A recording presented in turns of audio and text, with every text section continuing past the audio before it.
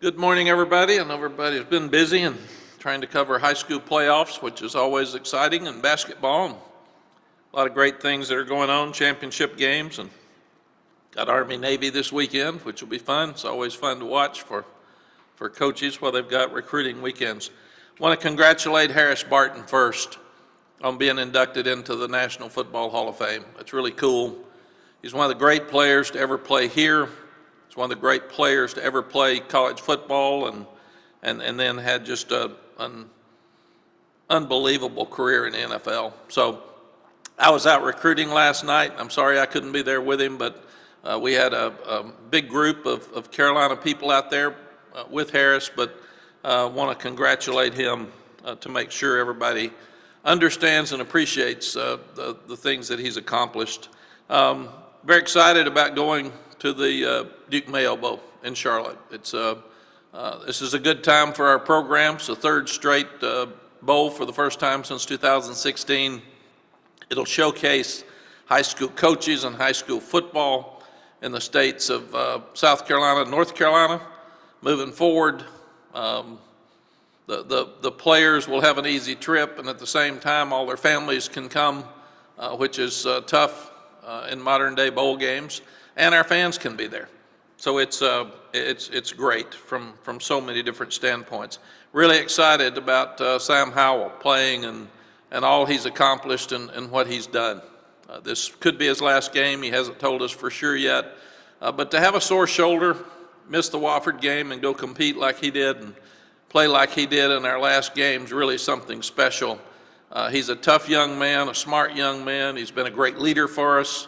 He's done so many great things. His first game and our first game here was South Carolina in Charlotte. So this is kind of a restart at the end of our third year. Excited about playing South Carolina. Obviously, Shane Beamer's dad, Frank, is a dear friend of mine. He and I went into the Hall of Fame together. We've been friends for many, many years. I watched Shane grow up, and I'm so proud of him. And we didn't meet our expectations this year, and South Carolina did, because a lot of people were talking about the struggles they were going to have, and they had some quarterbacks hurt, and he beat Florida and he beat Auburn. So I'm very, very proud of Shane, and look forward to competing against him in this bowl game. Our players they're still going through finals, and always that's a stressful time right after the season. All of our coaches and I are out recruiting every day, so we don't even see the players this time of the year.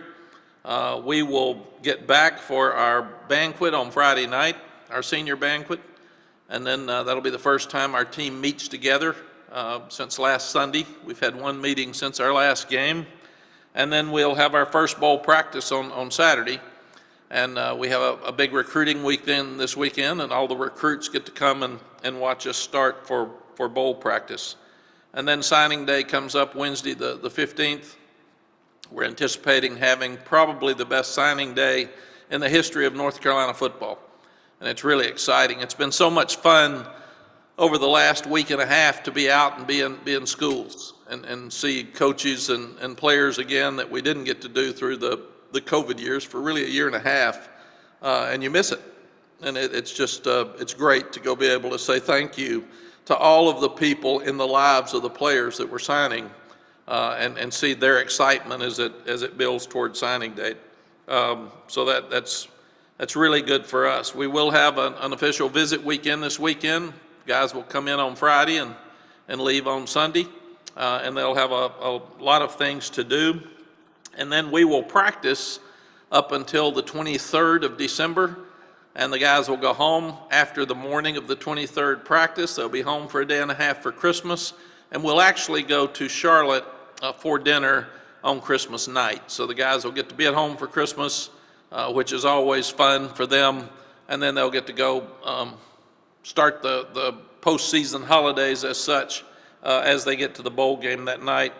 And then we will practice on the next Sunday.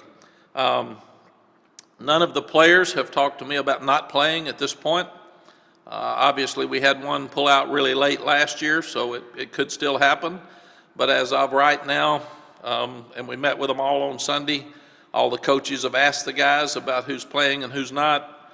The guys have asked about who might transfer and who might not, because the transfer portal has gotten to be a crazy part of college football. I think there's nearly 800 young people that have gone into the portal since November 1st. It's just absolutely amazing. Every day you have a little buzz on your phone every time somebody goes in the portal. It's just crazy what's happening across the country, and it obviously has changed roster management. And roster management's tougher than ever before because of the COVID year that everybody got back. You're not really sure what year somebody is. You have to look at the academic year and then the years of eligibility they have left. Your super seniors the same way.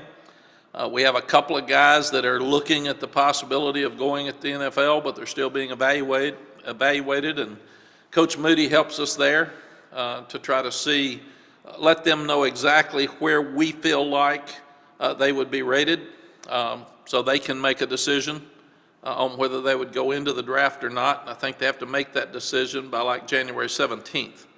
So they'll play in the bowl game and then meet with some agents and meet with different people and get an evaluation from us. And our job's to give them information, their job's to make the decision on what they want to do moving forward. One of the great things that popped out of Sunday's meeting is British Brooks, who had a tremendous game against Wofford and against NC State, is coming back. He wants to come back for another year, and he looked really good, and that's positive and exciting. So he's such a great person. He's developed into a really good running back, and he's been such a tremendous player on our special teams for the last couple of years. So that'll be a great addition to our team next year, and especially leadership. It's something we've really got to push. We've got a young team, so as we get older, we've got to develop more leaders in each of the rooms. And last, before I answer some questions, proud of this team's fight. We didn't start the season well. We didn't play well on offense at Virginia Tech. We turned the ball over early on offense at Georgia Tech and then kind of caved on defense. And Florida State, we didn't play well on defense. And then we started getting better. And we had a chance at Notre Dame, and 4 or 5 plays hurt us.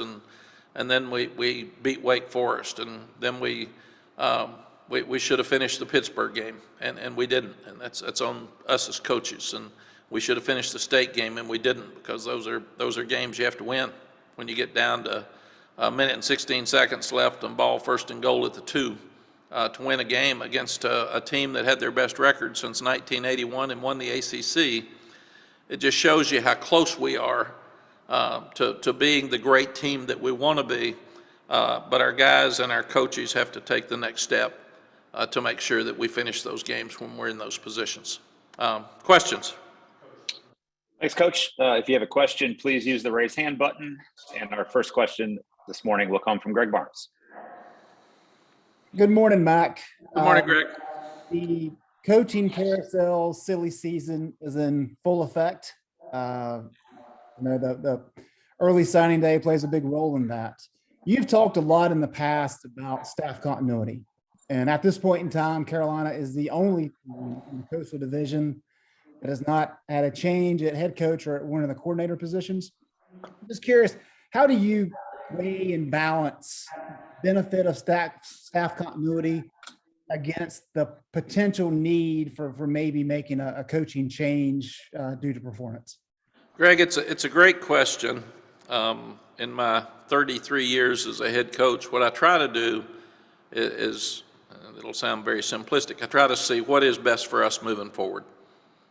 The worst thing we did this year was we were inconsistent.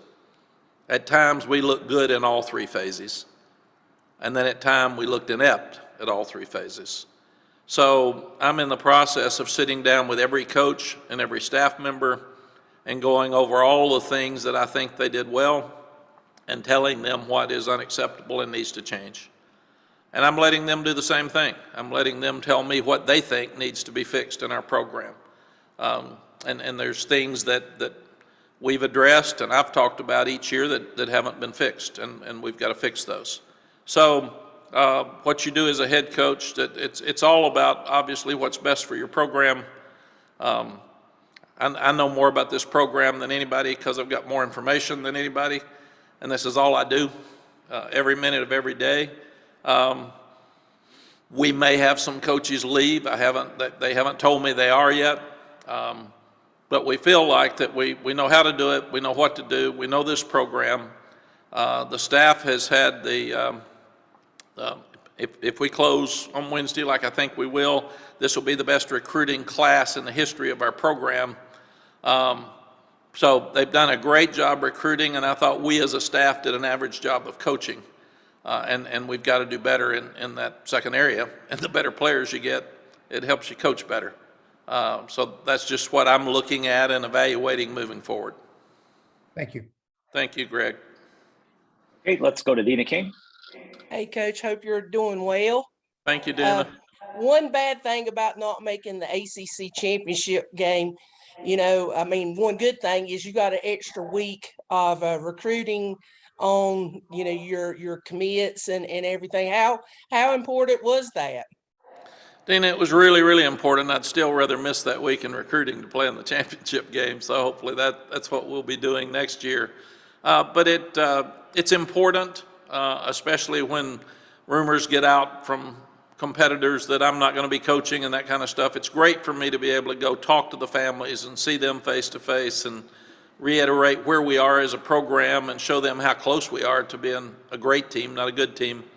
And we went from being the worst team in the league to the middle of the pack, and now it's time to take another step. And we're getting better, and we've got the ability to do that. But you need to see them face to face.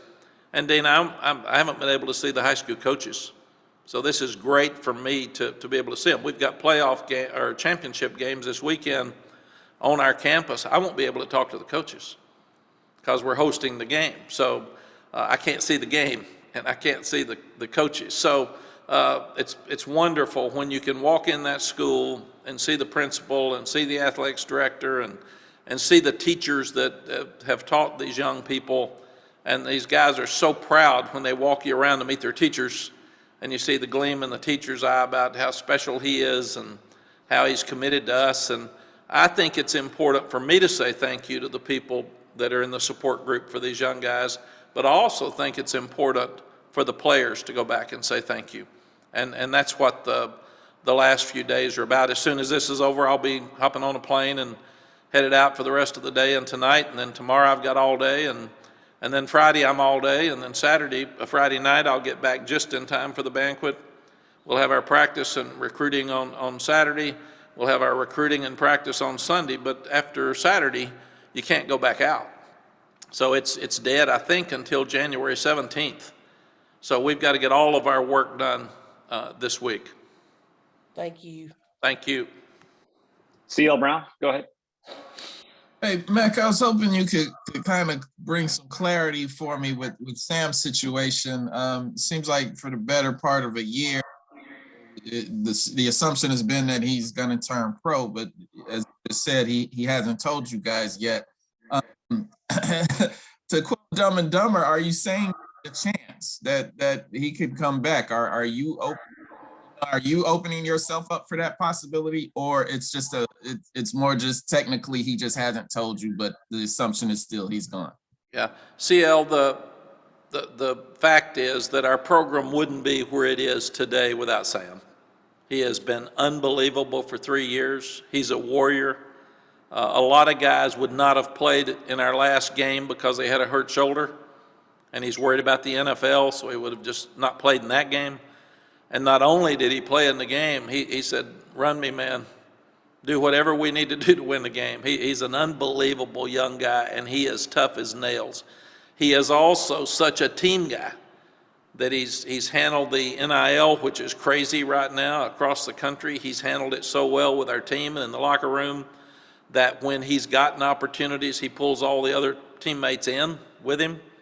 And it's not surprising to me. Then he comes up and says, I want to play, Coach. I want to play in the bowl game. This is important. We need to win. We got to finish this thing right. And the other part of that, CL, that answers your question is he's going to be a first-round draft choice in my estimation. His family is getting information just like all the other guys to make that decision. Normally, we've told our guys, if you're a first rounder, go.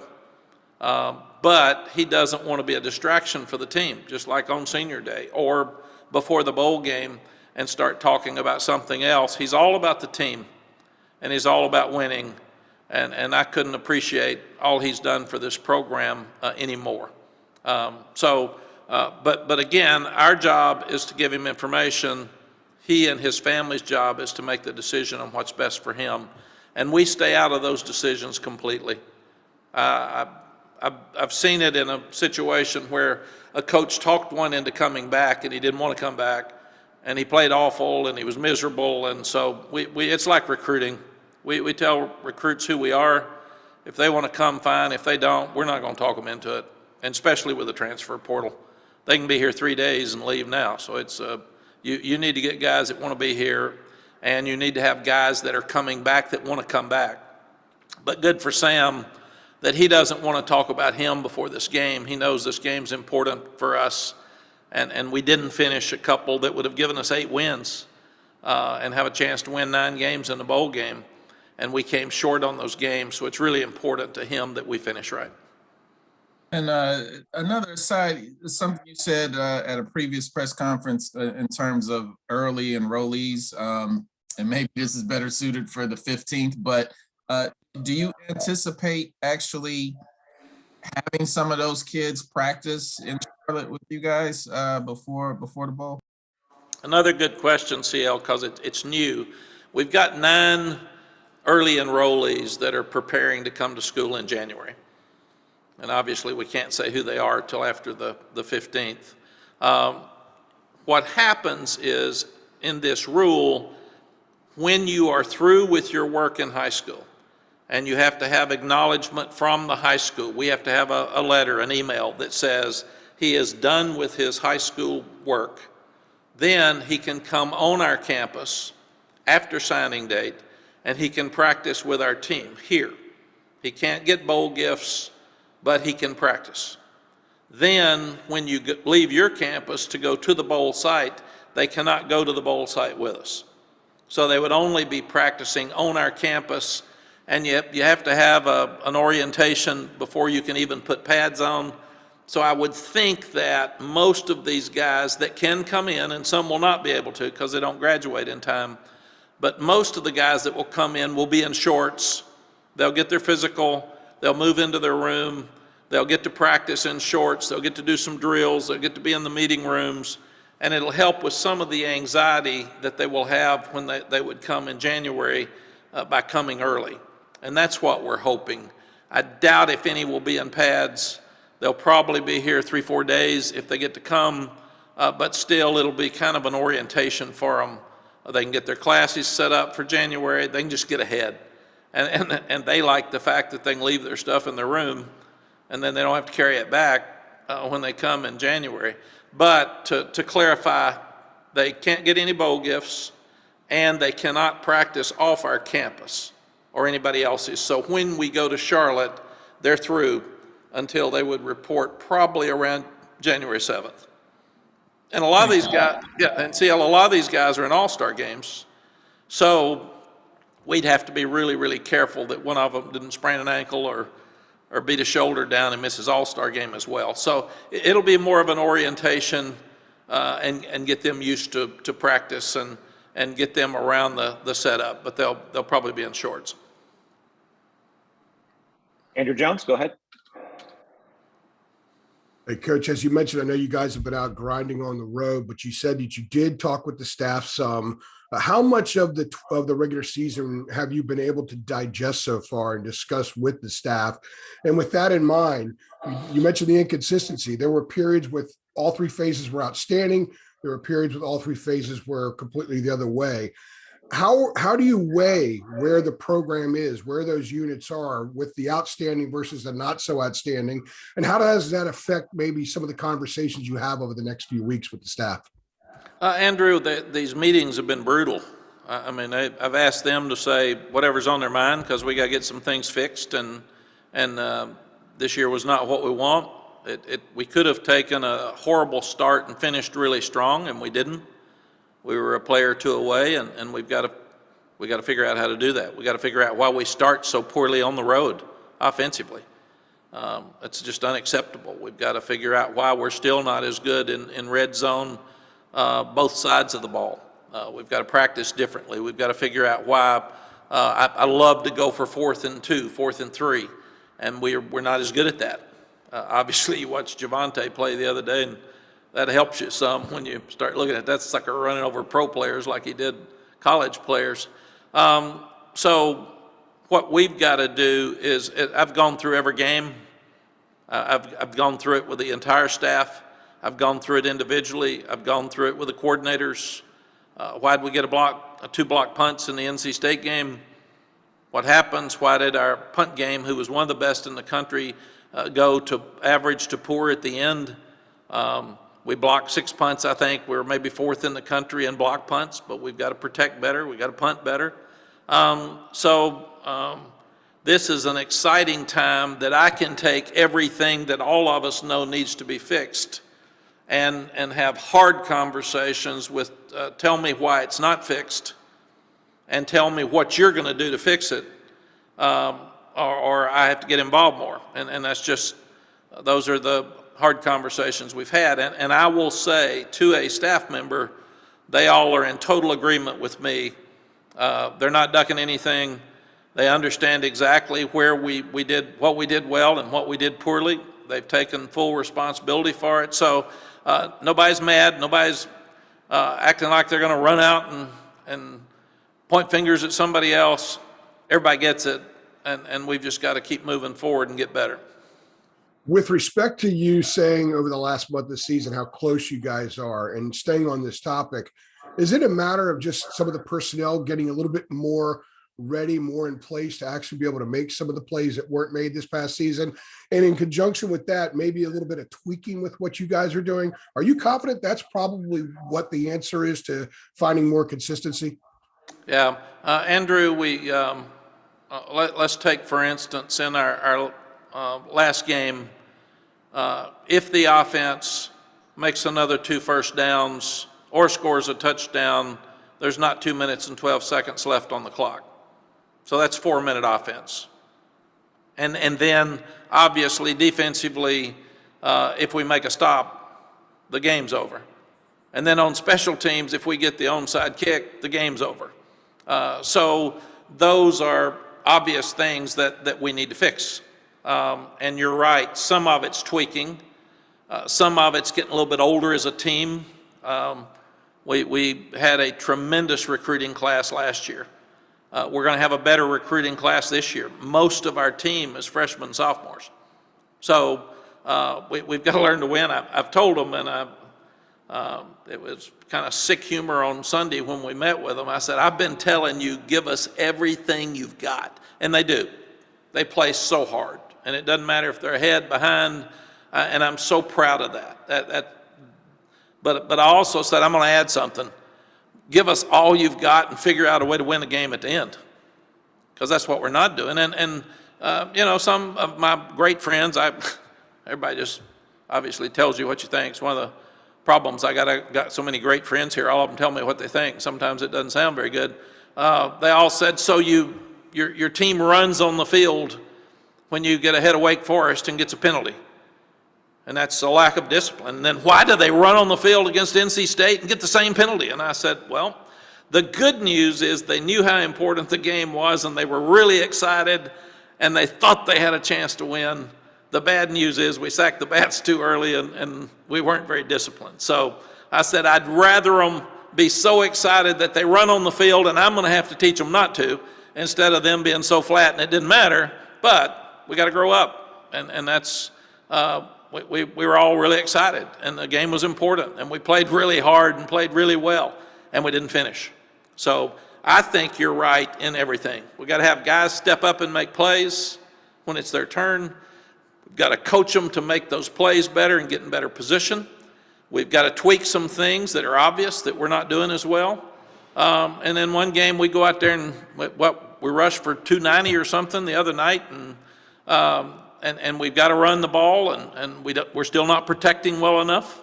We've gone back through every sack. We've gone back through every reason for every sack, every player. We've gone through every penalty, who's had too many penalties and why. We're looking at every position for the spring to see we should move around and who should be at a different spot, who's not carrying their load where they are. So we're looking at why was our kickoff return so poor? Throughout the year, we had 2 that were good in 12 games, and that's unacceptable. So we're looking at we've got to get more push up front on both sides of the ball.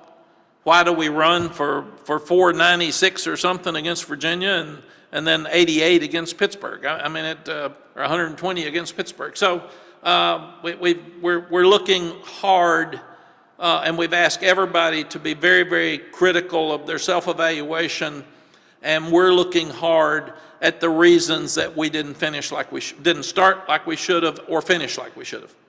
And when you have a great opponent like Virginia Tech on the road in front of a tremendous crowd, that's about as tough as it gets. You got to understand that. You got to know. And you got to be ready to play midseason ball in the opener.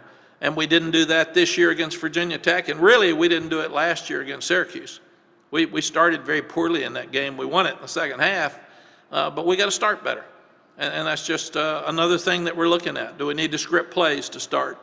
And also, we don't need to worry about how many points we get or how many yards we get.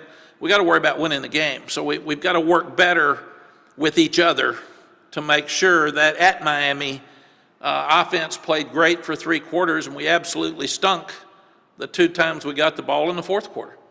And the Miami game shouldn't have been that close if we moved the ball and killed the clock. But we have 2 3 and outs immediately and let Miami get back in the game, and people cuss the defense. Really and truly, we got to do better on offense in those situations too. So we did a better job the other night in 1 minute before the half.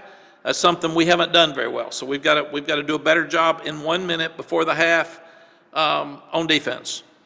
We've done pretty good with 1 minute on offense, but we're not very good at 3rd and 2s and 4th and 2s, and we got to figure all that out. So we'll be looking really, really hard at those situations. We've been here 3 years. It's time to get those things fixed.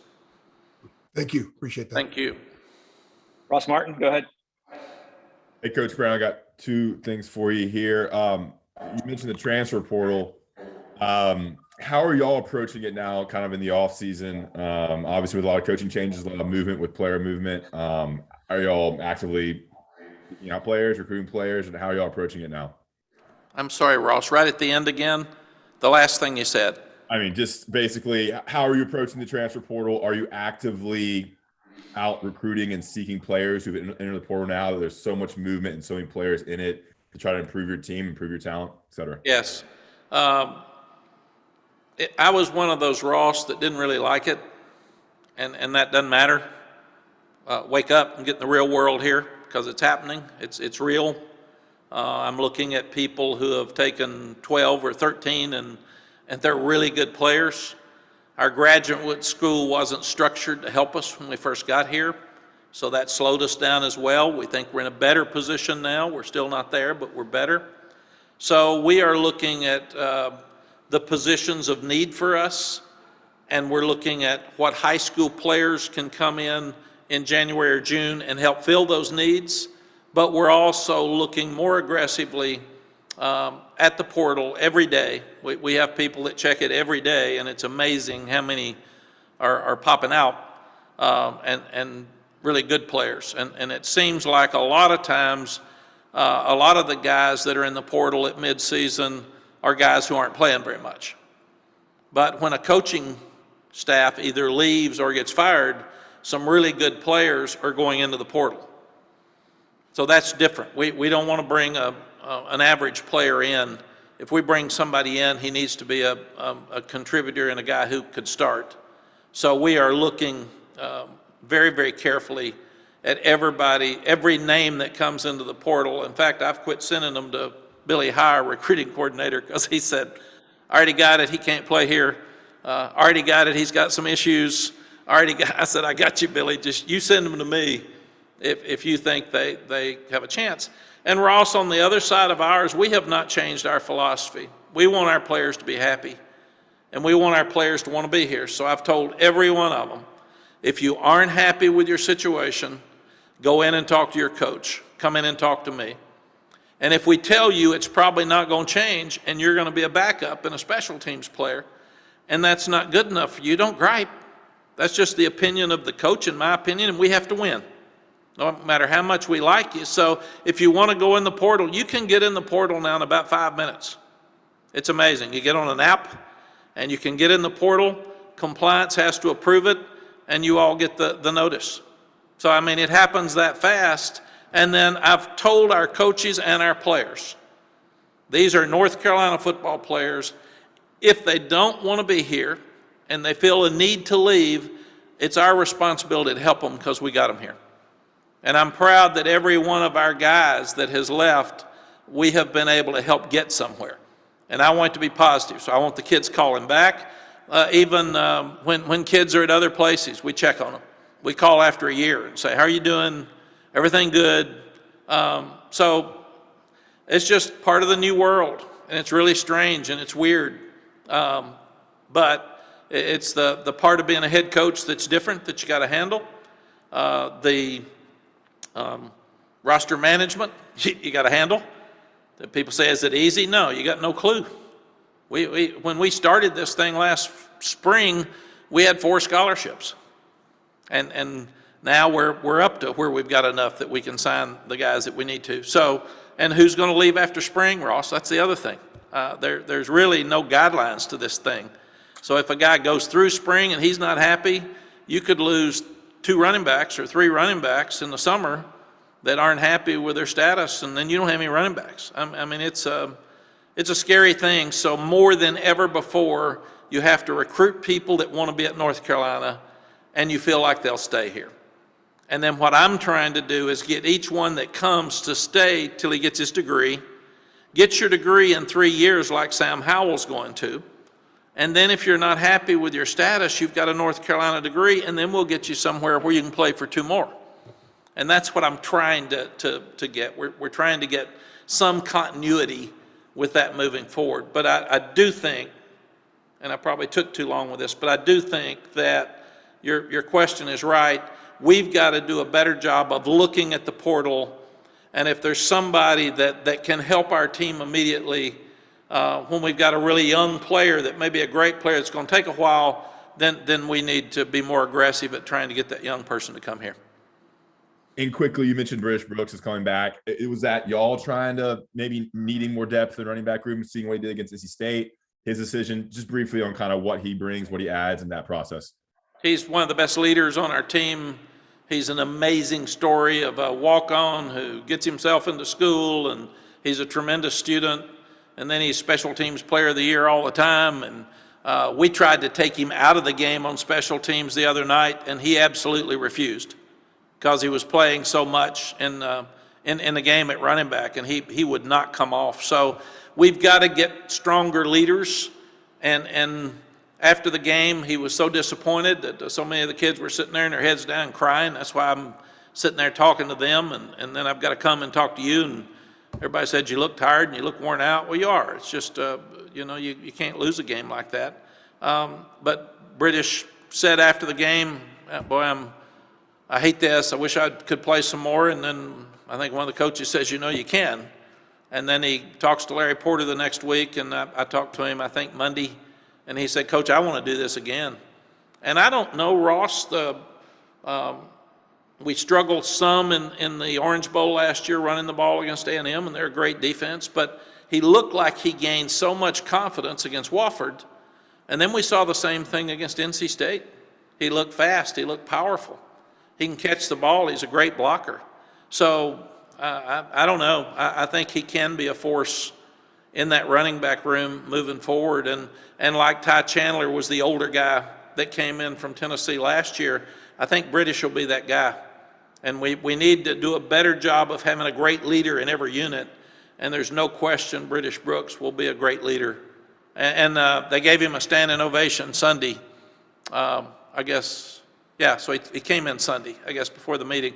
And the team gave him a standing ovation Sunday when I said, there's people opting out across the country. There's people going to the portal across the country. I said, coaches are going into the portal. So there's no question. It's crazy. I assured them I was going to be their coach and I wasn't going anywhere. But I said, but one of the most positive things is a guy who's self-made, that is a wonderful story, that's fought himself into starting as a special teamer, then fought him to get a position as a starting running back, is coming back, British Brooks. And I mean, the room just went crazy because they love British Brooks. And what a wonderful story. And I've never seen anybody happier than when I talked to him Sunday. He is so excited about the bowl game and moving forward. Great, thank you. All right, Miguel, go ahead. Hi, Coach.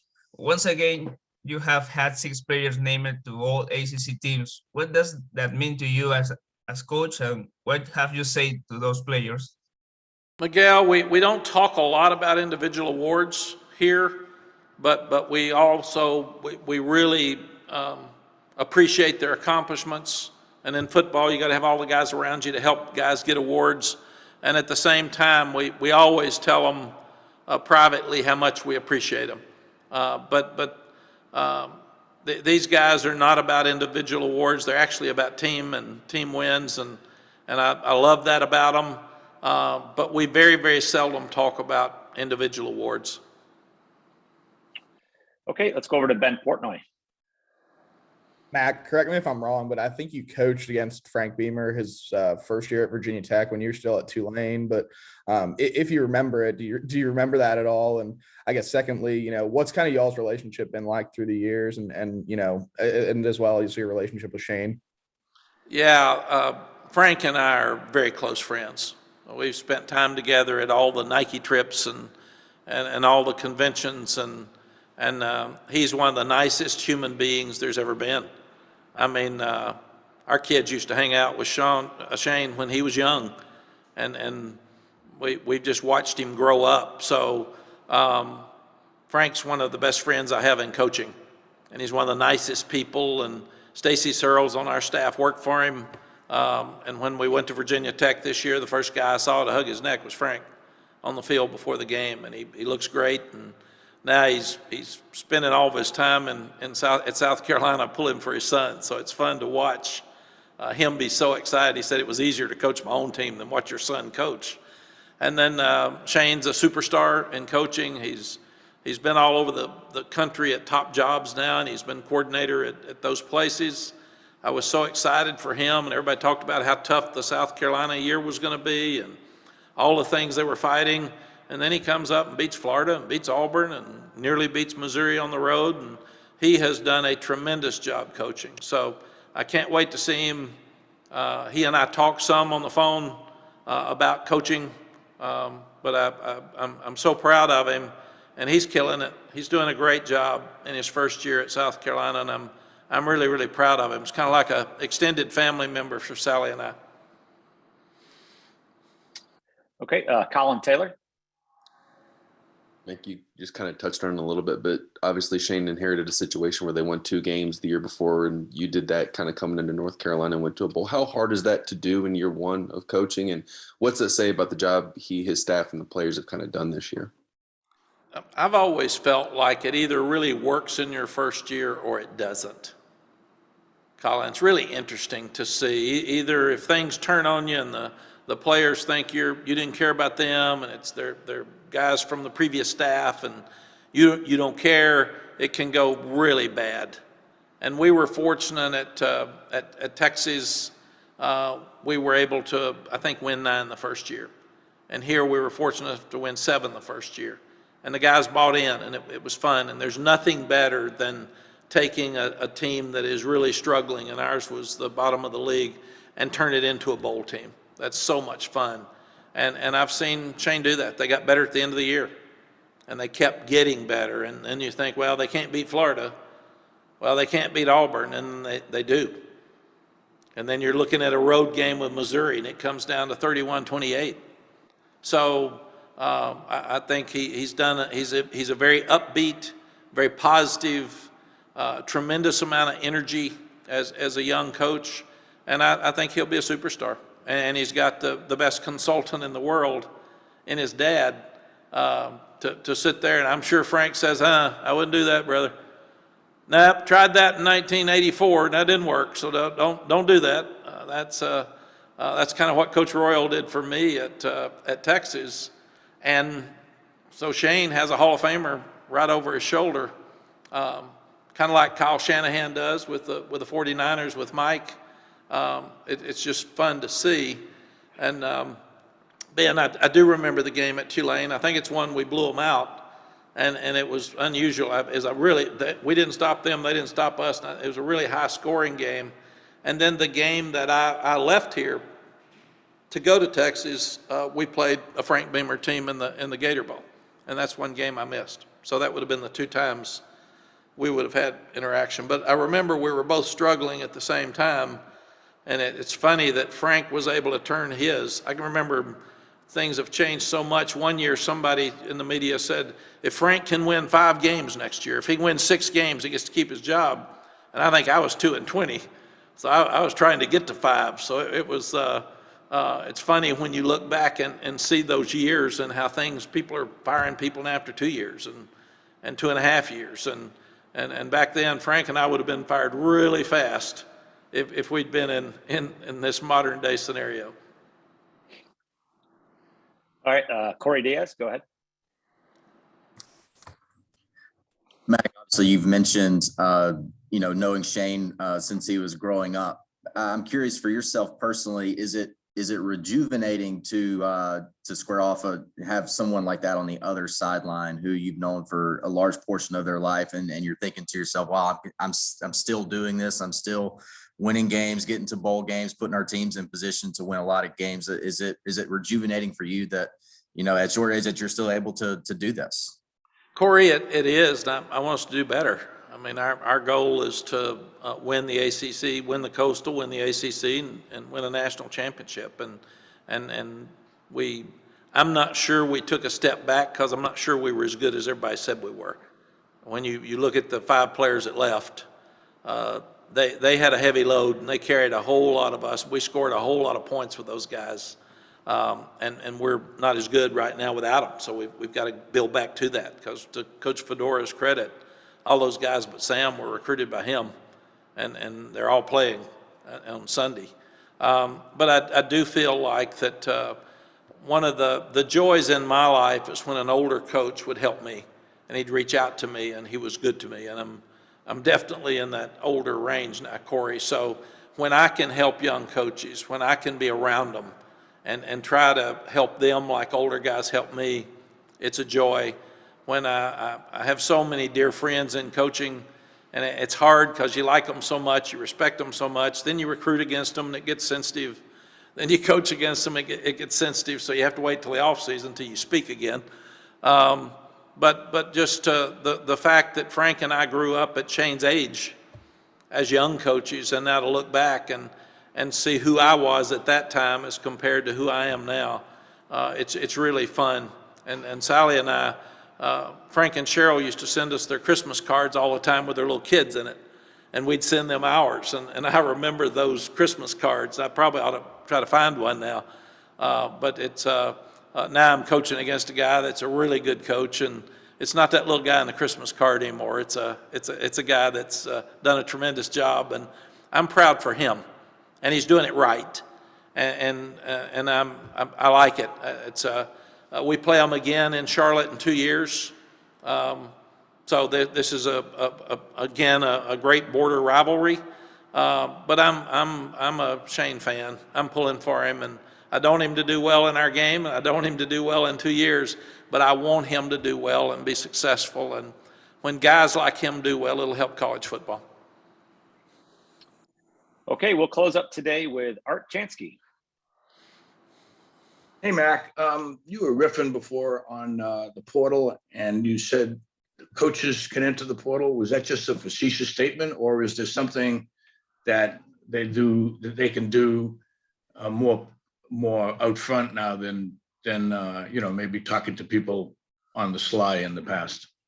Art, it was absolutely a smart aleck statement that gets me in trouble and I'm not supposed to do in front of the media. And Jeremy's sitting over there shaking his head when I said it. He said, oh my gosh, don't say that stupid stuff. Here is what's happened, I think, is because we've got an early signing date and because the transfer portal for kids is so prevalent, athletics directors are making decisions about coaches earlier than ever before. So we're having coaches fired during the season. I think one was fired maybe the third, fourth game. And then that affects every other coach that's got a job because people are calling them and asking them if you're leaving in the fourth week or the fifth week. And that's an awkward answer because really and truly the agents are handling all this anyway. The coaches aren't talking to them, the agents are. It's just changed. But the athletics directors feel pressure that if you don't hurry up and change, your guy might get taken by somebody else. The second part of that is with the transfer portal, if your team doesn't have a head coach, guys on your team may be opting to go somewhere else, so they're hopping in the portal faster. And the third part of that is recruiting is so aggressive now, and especially with social media, that a lot of the top recruits that your current coach has when you fire him or when he leaves for another job, kids are leaving. So what I told the kids is that I wasn't for the transfer portal, but if you're not happy with your current situation and you can't change it, I've got it, let's fix it and help you get somewhere else. And I said, that's not bad, that's okay. Because I told them coaches are doing the same thing. It's called coaching carousel. But coaches now are making $8 and $10 million to change jobs. And I've got that too. And everybody's really, really critical of a coach. I don't think there's any of us that if somebody offered you $10 million, you'd probably look at it for 10 years. So as critical as we are of other people, I tried to tell the players, it's wrong of me to be critical of you if you want to change your situation. I'll try to help you. It's wrong for me to be critical of an assistant coach if he comes in and tells me, like Robert Gillespie last year, I want to be a pro coach. Alabama's got 2 pro coaches on their offensive staff, 75 miles from my mother. I got it. Good for you. So I've got that. So then people shouldn't be critical of these coaches that are making decisions that are best for their family when every one of us would do the same thing. And none of us are in their situation. So, because I heard a couple of players say, how can that coach leave? How can he leave the program? I said, how do players leave the program? How do assistant coaches leave the program? So I think we're at a point where the game is different. And the ones that are going to be successful are the ones that are going to flow with it and learn from it and adjust to it. And if you're not going to, you're going to be miserable because it is different. It is totally different than ever before, and it'll continue to get different. So, but I didn't want players critical of coaches for leaving when players are doing the same thing. What we've all got to understand, if a guy wants to go to the NFL, whether I say or not he's good enough, doesn't matter. We get him the information. If he wants to go, we support him. Whether a guy wants to opt out of the bowl game or not, whether we like it or not, it's really, we can have an opinion, but it's not our decision. And I would lean on the side of not being critical of anybody about a personal decision they make because I don't have all the information. And that's kind of Art where this whole thing comes from. And am I surprised at some of it? Yes. It doesn't matter. It's not my decision, and really nobody cares about my opinion about what somebody else did because it's their personal choice. And we're in a society right now where a lot of people have a lot of opinions about somebody's personal choice, and really and truly it's none of their business. Great answer, Coach. Thanks very much. Thank you, Art. All right, Coach, we really appreciate your time this morning. Thank you all. I don't know when Jeremy will get us together again. Just you, I know you got basketball and you got a lot of things going on, so you all kind of suggest, I don't know if it's next week, halfway through practice,